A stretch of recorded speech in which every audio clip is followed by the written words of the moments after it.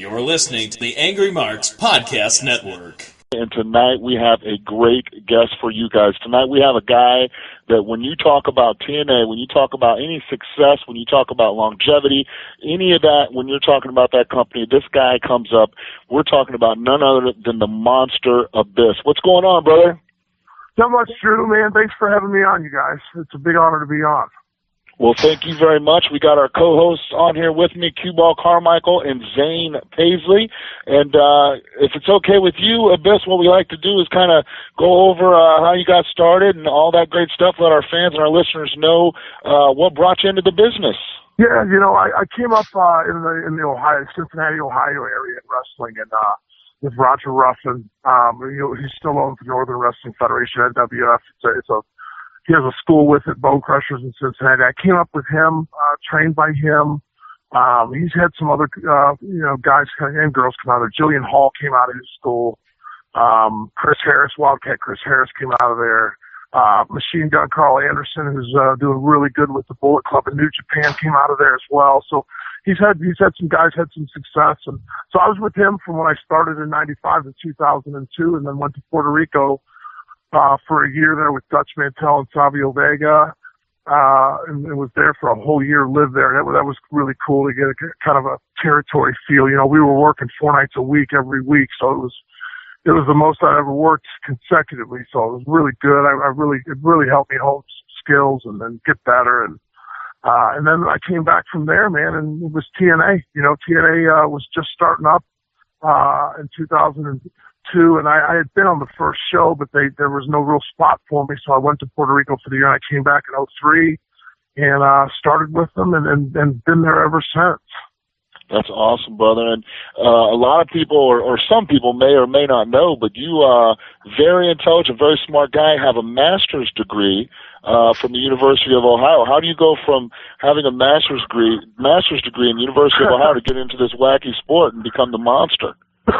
Yeah, it's a great, it's a great point. I didn't think I was going to go into wrestling. I always wanted to, but I really didn't think the opportunity was going to be there for me, you know. I had actually hooked up and really got in contact with a lot of the marketing people up at WWF at the time, because a lot of them were Ohio University grads, and the degree, I got my degree in sports administration and marketing there. And so I was looking at, like, you know, I wanted to be the vice president of marketing there, you know. I wanted to be a VP of marketing, maybe in football, but I really didn't know. I didn't really think wrestling was going to come about. And I was working for the hockey team in Cincinnati. I was the VP of marketing for them, for a minor league team called the Cincinnati Cyclones. And from there, I was there for like 2 or 3 years, and I saw this wrestling school ad, and I went up and looked at it, talked to the guy, and that was Roger, and God, I was never the same after that, man. I almost, I ended up losing my job with the Cyclones because I just was so involved with wrestling and training, and I was taking every booking I could get, whether it was for $10 in front of 5 people or vice versa. You know, I mean, it was just kind of working the indie scene, and a lot of it in Indiana, Kentucky, a little bit in Michigan. A little bit like Indianapolis area a lot, and so forth. So, that's about it, man. Right on. Well, why do you think it is you failed so horribly in hockey? I did great in hockey. Like, when I graduated from Ohio University with my master's in '93, I went to Atlanta. I moved to Atlanta, and I was a marketing intern, and then got hired on as a marketing assistant for the Atlanta Knights hockey team, which was an international hockey league. That league was really big in the mid '90s. It was a huge alternative to the NHL. It was really blossoming. There was a lot of franchises opening up in Orlando and LA and Chicago and Las Vegas, and so it was pretty hot. It was really good. But I went there, and then I had a chance to take a promotion to Cincinnati, and it was a chance to get home because I'm from Cleveland originally. Anyway, so I wanted to get back to Ohio, so I took the Cyclones job, and then, after the Cyclones thing and the wrestling thing came up, man, I was doing really good in it. Like, my W-2 from my my first year in wrestling was for poverty level.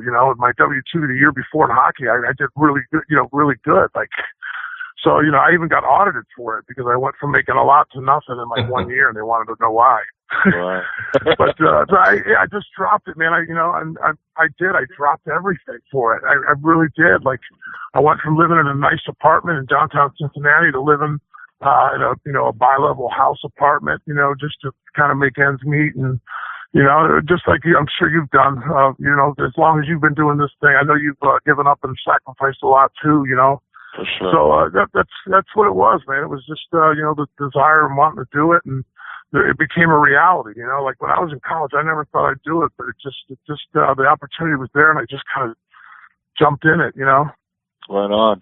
Well, I got started in the Cincinnati area as well with Les Thatcher, and of course we knew all about you guys, Kat and Chad and you. But back then it was Prince Justice. Tell us how you transitioned from that to Abyss over in Puerto Rico. Yeah, like Cincinnati, the Cincinnati area, for as far as wrestling goes, back in that area you're talking about, Drew. Oh, man. You're right, man. There was a lot of talent, man. Between, Les had a ton of talented guys and a lot of guys that went on to do really great things. And Roger had a few, and, Les was the more known school, everybody knew Les, and Les had a lot more popularity, especially with the big leagues. And, but Roger had his crews too, so it was great. Sure. But to get to your question, the Prince Justice thing, Prince Justice was my first character. I did it for the first 5 or 6 years I was in the business, and it was basically a 340-pound Jerry Lawler kind of a gimmick. But I did great with it on the indie scene. I developed a good name with it, and I got popular as far as bookings went, and obviously just on a small indie level, but nonetheless, it still works good. But when I went to Puerto Rico, I'll never forget, like, Dutch Mantel looked at me and he's like, this gimmick just sucks. I mean, you're he sugar-coated it for 300, he's like, you're way too big and you're way too imposing to be dressed like that. He said you need to be a monster. You need to be more of a badass. And, so he was the one that changed it. And when Dutch changed it, man, I was scared to death at first because for the first 6-7 years, I'd only done this goofy gimmick, dressed up with a crown on and stuff. And now I'm going to trying to be this badass monster. But he really helped me with it a lot, man. Like I owe the guy everything. Dutch really led me through it. Savio Vega as well. They just gave me such great advice and direction, and I learned a lot that year in Puerto Rico. I really learned how to. I honed the character there. I did it a whole year there before I ever brought it to the U.S. for TNA, and so I had that year of those guys. And those guys were hard on me too. They were real critical, and it was great. It ended up being a great thing for me, but they were very critical, of my time when I was there, and it just really helped me get better. Well, it definitely worked, brother, and you definitely got it down, and you definitely honed it in. And one of the things we'll talk about a little later, I don't want to hog the conversation here, I'm going to pass it over, but the way that you have evolutionized Abyss and changed through the years is phenomenal, and how you've been able to keep yourself fresh and relevant is a testament, man, to you. So, but I want to pass it on over to my tag team partner, Q-Ball Carmichael. Take it away. Hey, Abyss, how are you tonight? Good, Q-Ball. How are you? I'm fantastic, man. I first saw you, I think, in TNA when you were Abyss, and the first thing that stood out, of course, is you could obviously tell you're a monster. What are you, 6'7", 6'8"? Yeah, I'm just about 6'7". 6'8" if you read the program, but legit about 6'7". Okay, so you're an inch away from that. That's a big dude, man. But I just really liked the way you were packaged. But I could tell that you had been somewhere when I saw you, because big guys sometimes it takes them a little while to work. And I watched you and I said, man, for a big man, this cat can work. I was really impressed, man. I thought it was just, I thought the gimmick was great. I thought, and that was when you were billed as the Monster Abyss, and I just thought it was a fantastic gimmick. And I said, this is one that fits a guy, because for me, somebody your size almost has to be somebody out of a horror movie. You know what I mean? That's the that's why the character it didn't fit me. The Prince Justice thing didn't fit me for exactly what you're saying. Right. And I think it was a good repackage for you. Of course, Dutch is so smart. He can look at you and tell what he's got to do to get you over with your gimmick and stuff. No doubt about it. Like he took one look at me and I could tell he decided instantly, the changes he wanted to make, Yeah, those guys that came from that territory, man, they're just I had a conversation with Bill Dundee about a week ago and Bobby Fulton, and those guys are just so smart. They can look and they just get it. I mean, they just see every little thing that we sort of can't see, and they can tweak it. It makes a huge difference. I wanted to ask you, you were actually a former NWA World Heavyweight Champion, right? Correct. Yeah, in 2007, I believe. Yes. Yeah, That's 2007. Awesome. That's awesome. That's quite a list of people that have held that title over the years, man. Congratulations. Yeah, it was a big honor. It was a huge honor to have it. That was 2007. That's when it was still technically NWA TNA, and right. we were our heavyweight title was recognized. Just for your viewers that might not, or your listeners that might not know that until about I think a year or two after that, we recognized that as our world title. But you're right. Yeah, I mean, it was a huge honor. That's, when I won it, that's the first thing, really the only thing that rushed through my head was how many guys had, worn that belt, so it was definitely a huge deal. Yeah, the lineage there. I mean, you can go from Florida Harley Racer, the guy that trained me, Luthez, and you look at that lineage there, and it just had to be an honor. But weren't you also an NWA World Tag Team Champion? Yeah. Me and AJ Styles held it for that's really early. That was like 2004. But we held it. Yeah, we did. Yeah, and I actually I held the X Division title once as well, and I held the what was the other belt? I can't I can't remember the belt I'm talking about, but what's that? The television title? The television title, that's right. Yeah, I'm sorry. Yeah. So yeah, I mean, I was lucky enough to get a chance to hold all four of them, which was kind of a cool deal. And I think I think me, AJ, and Joe are the only three that have actually done it. I don't know, that list might be outdated, but that's the last time I looked was we're still, I did some research today. I think you're exactly right still. Now you and AJ Styles kind of had a program after that tag team deal, didn't you? Or was that a little bit later? Oh yeah, dude. No. It was shortly after that. Because shortly after that we were in Orlando, and we were on Fox and getting ready for Spike, and yeah, me and AJ. My favorite match of all time. My favorite match of all time, without a doubt, is me and AJ at Lockdown in 2005, which was the first time I ever main evented a pay-per-view. So I was really nervous. I remember that because I'd never been in that spot, and it was they put me and AJ on last, and we just tore it up. It was arguably, in my opinion, it was the best match I ever had by far. So working with him was just so much fun. And so stress-free and so enjoyable and so hardworking and so committed and focused when you're working with the guy. So we were both really on the same page, and we had come up a little bit too, because I had met him and we had worked at Wildside for Bill Behrens back in 2001. Oh, sure. And we worked a lot there for Bill, and I mean, it was one of those things where the first time I got in the ring with him, there was some magic there. We just worked so good together, and we played off of each other so good because, I'm so big and he is so, quick and athletic and cut, and the big man, little man stuff. It was the best, some of the best stuff I've ever done with him. That's fantastic. I know. I think you are. I know you main evented that pay-per-view, but you were on practically every pay-per-view they had for eons, man.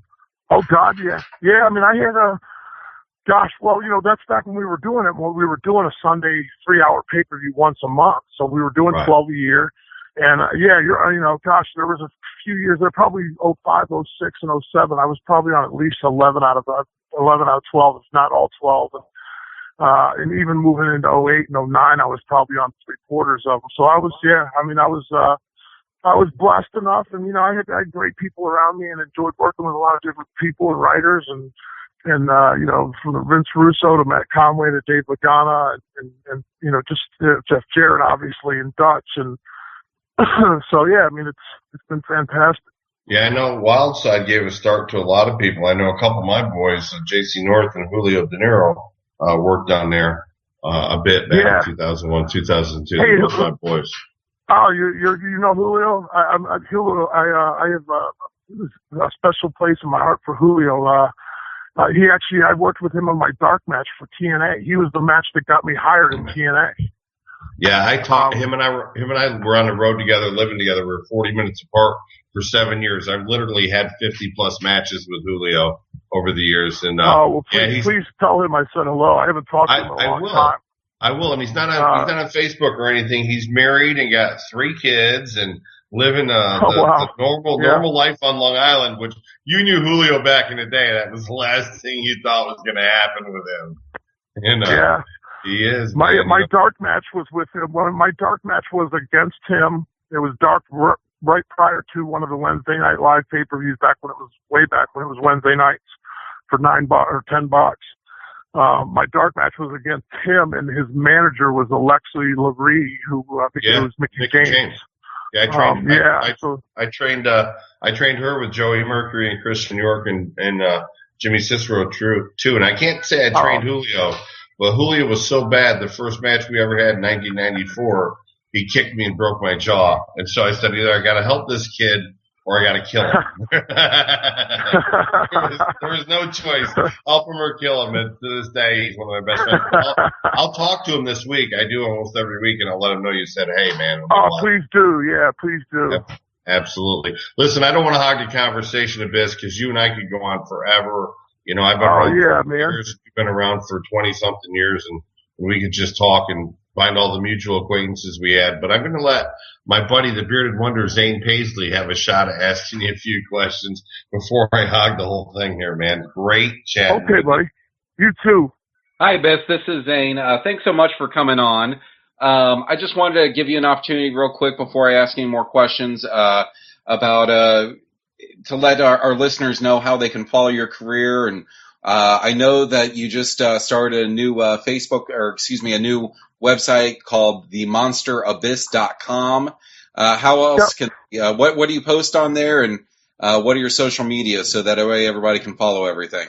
Yeah, definitely. Thank you for letting me plug it. Did you mention themonsterabyss.com? I just opened it up last week actually after Impact. They launched it, and I've never been much of a website guy, so I had somebody help me with it. I felt it was kind of time and kind of necessary to have one, kind of the world we live in today. So got that done, and it's going really good. And you can look on that. Your listeners can look on that. That has my entire schedule on there. It has some merchandise, and the merchandise is going to change and refresh a lot. I'll do T-shirts here and there.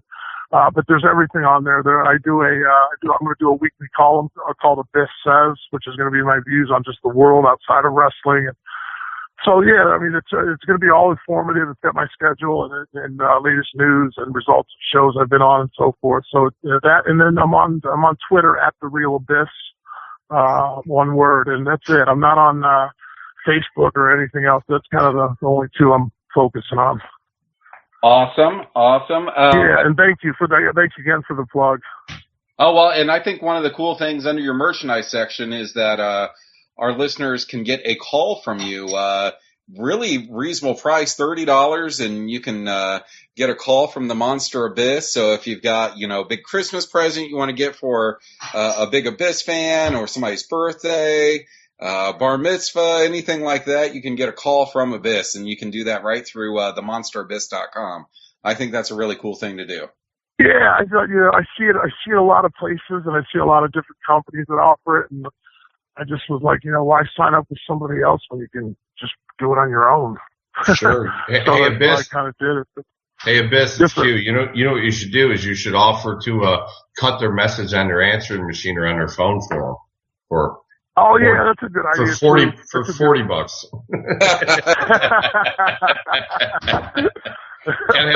Gotta have the merch money, brother. That's it. That's it. Got to make that gimmick money.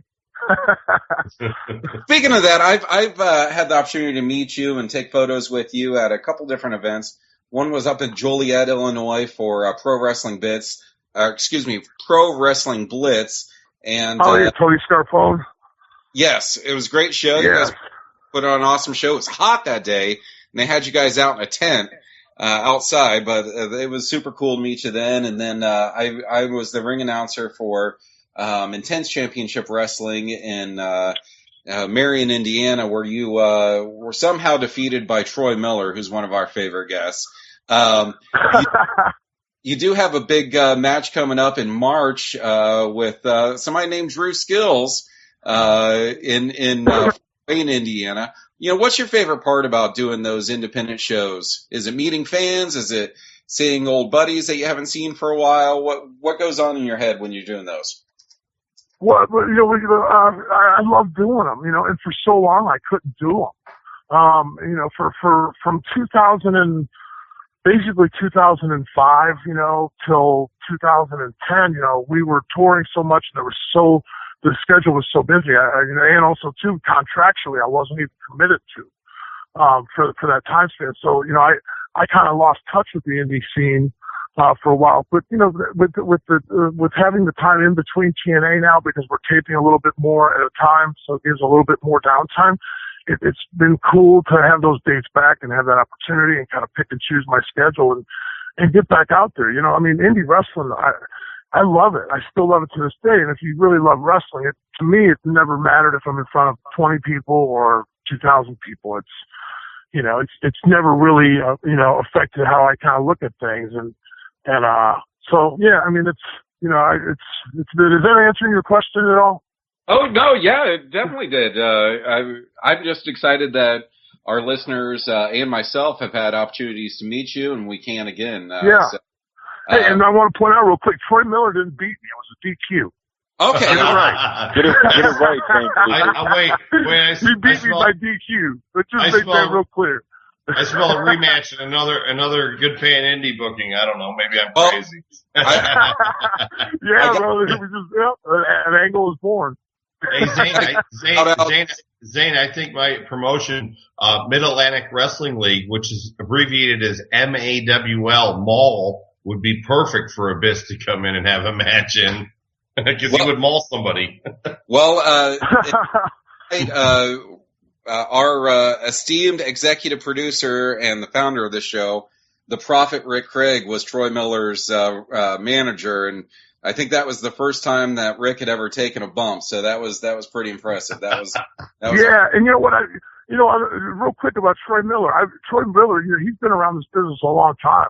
I remember when I started out, he worked for Roger in the NWF in Kentucky a few times. He's Top Rope Troy. He's been around a long time. So I don't, by no means do I mean to take a shot at him. He's a good worker and he's been around this business a long time. I was just pointing out the wins. We like taking shots at him, brother. It's okay. We like taking shots at him. You just pointed out the facts. He did not beat you. Yeah, I was just pointing out the facts. That's it.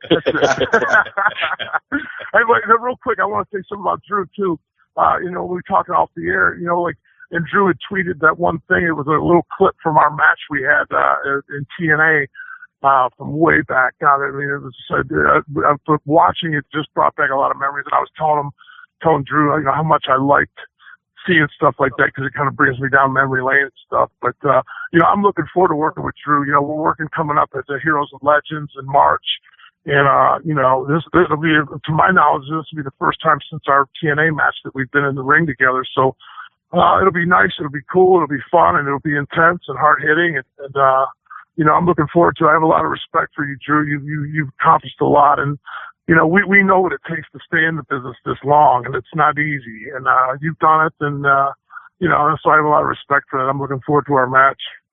Well, I appreciate it, brother. I'm looking forward to it as well. And, I know it's Heroes and Legends, and I've been the champion there for about 1,100 days consecutive, but I'm stepping into your world, into the Monsters Ball. So it's going to be very interesting, and it's definitely going to be intense, and I can't wait. Yeah, man, me too. It's going to be intense and hard-hitting, and it's going to be great, man. I'm looking forward to it. just so you know, history says Abyss was in the first Monsters Ball match ever. So Right. he's the master of it. Yeah, it was me, Raven, and Monty Brown, right? Well, Yeah. well speaking of that that stuff, was the very first live Sunday pay-per-view too. Speaking of that type of stuff, and those type of matches, man, you, like we talked about earlier, the evolution of Abyss and the different things with, from being locked up in the psych ward to, your brother who didn't know how to wrestle to, all the different things and all the great guys that you got a chance to wrestle to. Tell us about, working with guys like, Hogan, from sitting and watching him and getting hooked with him and Piper, building to WrestleMania 1 to working a program with him. Yeah, man, it was really surreal, man. The Hulk stuff, and I could say the same thing for Piper and God, and Sting. It was, and Flair too.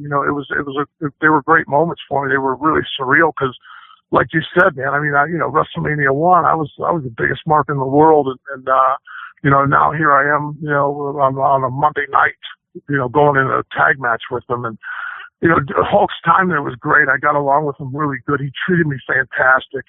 He just was just great, and he really tried to help a lot of the younger guys. And, it was good to be around him. And the same thing with Piper.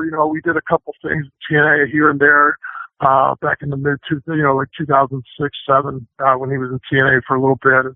I had a chance to work with Ric Flair, so it's, and Mick Foley as well. We did a pay-per-view together. And so, that list, I'm so proud of that list, man. It's a bucket list for me at least, it's a bucket list. I forgot about Sting. Sting's another one. Me and Sting were married together for, almost 7 or 8 pay-per-views back in 07, 06 and 07. And, just working with him and getting to be around him, and they were all so great to me. And, I had a nice, personal relationship with each one of them that I cherish to this day. So it was, it's very surreal and just a cool feeling to be able to cross off some of those names on that bucket list and work with some of these guys that I grew up watching and idolizing. And so, that's been awesome about it. So. Oh yeah, those are names on everybody's bucket list, brother. And amen, brother. You didn't just do it. You worked good programs with them, and it was compelling and competitive stuff, and it was awesome to watch. It was, and to the other point of your question too, like the evolution of Abyss. I'm proud of that. Like, just the longevity alone, I'm more proud of that than any belt that I could have ever won, because in this business, longevity is not something that is easy to get. And I've had it with TNA, and that's a credit to the company and their faith and in me and their belief in me, to keep me around that long. And, I'd like to think that I've worked really hard for them. It's been a great friendship, a great partnership. So I love it. But the evolution too, I give credit to, a lot of the creative people that were there, from Vince Russo, from Jeff to Vince to everybody, to Bruce Pritchard and Eric when he was there. And right now, the last few years, it's been Matt Conway and Dave Lagana, and they've done such a good job, especially, with the Joseph Park stuff. David really helped me with that, and we really helped, work on it together to really help make it a home run. So I've had such good support there. That's one of the reasons I think the longevity's been there, and you've seen that evolution. You mentioned Joseph Park, and I just wanted to say that was my favorite thing in wrestling at the time. I'm being totally serious. I thought it was great. I loved it as well, but I agree with you. It was so much fun, and such a challenge to go from being, a crazed monster to a bumbling lawyer. It was such a cool challenge. It was such a great thing that Kane decided to do the same thing. Do you have any thoughts on that? What's funny about that is, believe me, I was kind of impressed by it and kind of flattered by it that they kind of copied it a little bit. And I don't accuse them of copying. I think, you can sit around and accuse people of stealing all kinds of stuff in this business. What hasn't been done 100 times already? Right. So I mean, but, what was the point? What were we talking about just before that? I forgot. About the longevity. I got going. of Well, Abyss. Abyss. Here it's cue ball. Here's what I say, and I've had some good fortune. I trained Christian York and retrained Julio, and I worked with Doc Gallows early in his career, and I trained Joey Mercury, who's been at WWE forever. And I can tell you this: the thing that I teach guys is this: nothing else matters except getting over. And I can tell you that every place that they've put you since you've been TNA, and every place that they've moved you, and however they've tweaked that gimmick or you've tweaked it, the one common denominator is you were able to get everything over. And that, to me, is everything, and that's a huge credit to you because you get it over. They don't get it over. They give it to you. You get it over, and you have. And that's why your longevity is there, in my opinion. I thank you so much for saying that, and you're so right for saying that, and I agree with you. They give you. This goes for anybody, not just me. This goes for Drew and everybody in this business. But when they hand you something, it's they can help you all they want, but you ultimately you're the one that has to get it over. And you're right about that. I mean, it's all about getting over. That's what this business is about, as far as elevating yourself in the business and elevating your value and getting to WWE or TNA or Ring of Honor or New Japan or wherever it's at. That's what it's about, Oh, for sure. And you've not only elevated and got over in the ring, but a lot of people may not be aware you're working backstage now as well, right? As an agent? Yeah. I'm a full-time agent with TNA as well, which has been awesome. This business, everybody, we're all so self-absorbed in ourselves, and as I'm getting older, there's no doubt about it. I've got a little bit left in the gas tank, but I'm definitely not a young spring chicken anymore, as they would say. But so having an opportunity to learn that side of the business and to help people has been just incredible. And when I first started doing it, I thought to myself, I'm not going to get as good a feeling as I did in the ring when I hit a home run and had a great match. And I was totally wrong. Like, helping two young guys, and there's a lot of young guys, and a lot of great young talent at TNA, but helping two guys go out there and achieve success and to get their story over that they want portrayed, and to reach the goals that we want out of the match or the segment. I get a great feeling out of that. It's fantastic. It's just as good as being in the ring. So that's been a great, pleasant surprise for me. I'm agenting, and I'm around some great people. I'm learning and getting different views on everything. And there's Tommy Dreamer's there with us, Al Snow, Shane Helms. I mean, that's a pretty good collection of minds right there. So it's been really cool to be around those guys and to learn the backstage side of it. And because I definitely want to stay in this business even when I'm done in the ring. And I think that's the avenue that I'll take. Well, the business will definitely benefit. The business will benefit as long as you're in it, brother. One question I wanted to ask you is, I know going into Destination America, the hopes were really high, and I don't think necessarily that it got to where it wanted to be. What's the vibe in the locker room and with the company going to Pop TV now? I think everyone's excited. It's a new venture, man. It's a new opportunity for us. Things didn't work out as expected on Destination America. It happens. I mean, I guess the cliche answer is, hey, you get knocked down, you got to get up again. And it didn't work out like we had expected, or they had expected, and it just wasn't a good partnership. But this Pop TV thing is really, I think, going to be huge for us. It's a new platform. It's a new opportunity. It's a growing network. It's a growing channel. There's a lot of good positives to it as well. I mean, they've got some great backing. I mean, they're owned by Lionsgate and CBS, and, they reach a ton more households than what we were on. So it's definitely a move up for us, and it's just going to ultimately be up to us. We have to put on a good product. And, the crew, the boys, the knockouts, everybody needs to just hunker down together and as a team and let's knock out some great stuff. And I know we will. We've got a great team and, a great group of young talent there. I mean, there's some great young talent there that I think is really going to continue to make a big impression and a lot of impact moving forward. Ethan Carter and Rockstar Spud and Bram and Jesse Goddard and Robbie E. and the Wolves. And I mean, there's such great talent there. So I think there's going to be a lot of excitement and a lot of hunger from the guys and the girls, And I think it's really going to be, like I said, it's a great opportunity for us. It's up to us to knock it out. And you know what, Abyss? I spent the last 2 weekends with EC3 and Shane and Matt Hardy and Jeff Hardy, and I can tell you that every one of them is just as excited about it and said exactly the same thing as you did. So I think you boys are all on the same page. I think it's going to go we got incredible. A good team. Yeah, I think it's going to go incredible for you, and you're going to have great success. And you know, Al Snow and I are really good friends, and I've always told him I give TNA credit because they're still the only group out there that's trying to run a wrestling show, professional wrestling show.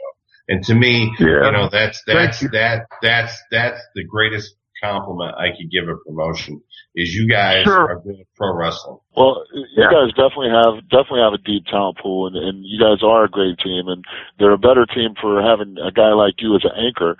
And lucky that you sticked around to be that anchor, because I'd be remiss if I didn't bring it up, my friend.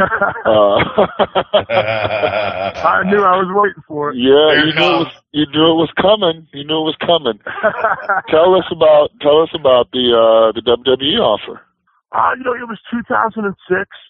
My contract was coming up, and there was an opportunity there. You know, it's not a complicated story. It was an offer at the time to go to WWE, and I had an opportunity to go up there. And the idea that was on the table was to work with Undertaker at Royal Rumble and then on to WrestleMania with him. Although that was never set in stone, but that was the idea that was talked about. But the long story short, I decided to stay with Impact and stay with TNA at the last minute. And you know, I look back on it, and I told Jim Ross the same thing when we talked about it. I don't look back. I don't regret it one bit. I mean, you know, it would have been a great opportunity. There's no doubt about it. I'm sure it's a great place to work. I have a lot of great friends that are there and have been there. And, but I always saw myself as an original TNA guy. And I always wanted to be remembered as the guy that was there, you know, as the foundation of the company and there since the beginning. And I knew I couldn't do that anywhere else. And, you know, I didn't want to chance that. And, that's why I stayed in. And honestly, Impact and TNA and Dixie Carter and the entire company has been great to me. I've never had a reason to leave or want to leave. But, you know, they've been fantastic to me. They've showed a lot of faith in me and a lot of belief in me on so many different levels. So, but yeah, I mean, there's a lot of people that scratch their head at me about it. There's no doubt about that. But, you know, it's just how I felt and what I wanted. Well, you know, great move. Go ahead, Q. No, I'm just going to say, I think that's a great move because you kept your identity. You didn't go have a chance to go somewhere where you could get lost in the mix. Sure. And I had a great conversation. No doubt. I was up there from 96 to 2000 and I had a great conversation with Jim Cornette, who was the guy that booked me last weekend. And he said, yeah, the truth be told, you sell your soul to them because they own you 300 days a year and it's relentless and there's no breaks. And, you know, not for nothing, but I think sometimes there's so much talent that gets just lost in the mix up there. And, you know, there's no doubt. So I don't think you should, you know, like you said, you don't regret it a bit. And I think that's the right attitude to have because, yeah, it would have been a great experience, but you could have got signed to a 3-year deal and after 7 months be lost in the mix. And yet you're still an original in TNA. You're a TNA guy. You've set the bar as high as it could go for TNA people. And I think that's just a phenomenal thing. I appreciate you saying that. Oh, it's true. Well, not to mention, you got Abyss over, and you know what Abyss needs, and who knows what they would have done with it. So I'm glad we got to see the evolution of Abyss and where it went. And I know you got some stuff you got to get to, my friend. I greatly appreciate you coming on here. It was an honor to have you on. Drew, it's an honor to be on. I mean, I thank you, all three of you guys. Thank you so much for having me on, and good luck in the future with it. And Drew, I'll see you in March. Sure. Looking forward to our match. The Real Abyss on Twitter. You've got to do some live tweeting for TNA, right? Yes. Yes. Also, too, last thing I wanted to say was Happy Holidays, Merry Christmas, and Happy New Year to you guys too. So, brother. All your listeners out there as well. To you as well. I look forward to seeing you in March, if not before, someplace in Ohio, maybe. Oh, bro, Drew, I'd love that. That'd be great. Yeah, definitely, man. Who knows? I don't think I have anything. Do you have anything coming up where we're close together? wasn't there something in Lima? Wasn't there something in Lima? War. That's in April, though. Oh, is that not till April? Yeah, well, we'll both show up beat up. We'll both show up. Yeah, for some reason, I think you're right. Hey, Abyss. Thank you so much, brother. Thank you so much for coming on. Thank you guys, too, man. I really appreciate you guys. Thanks a lot. Thanks, Abyss. It was fantastic talking to you, man. You guys, too, man. My pleasure, believe me. You guys take care. Bye-bye. Wow, what a great interview. Great job, guys. Good Lord, what a great guest he was. Holy shit. Great guy, man. Yeah, and I want to talk to him again after January 1st. He's got a big event in Madison, West Virginia, where he's taking on Madman Pondo. Can you think of two better guys to working in the ring? I think that'd be an awesome match. I wish that match wasn't until late spring or early summer too. I wasn't getting any ideas to bring to Fort Wayne. I got a great picture last week with Pondo. He comes up, he goes, "You know who I am?" I said, "Yeah, you're Madman Pondo." Duh. And he goes, "Can I get a picture with you?" I'm like, "Yeah."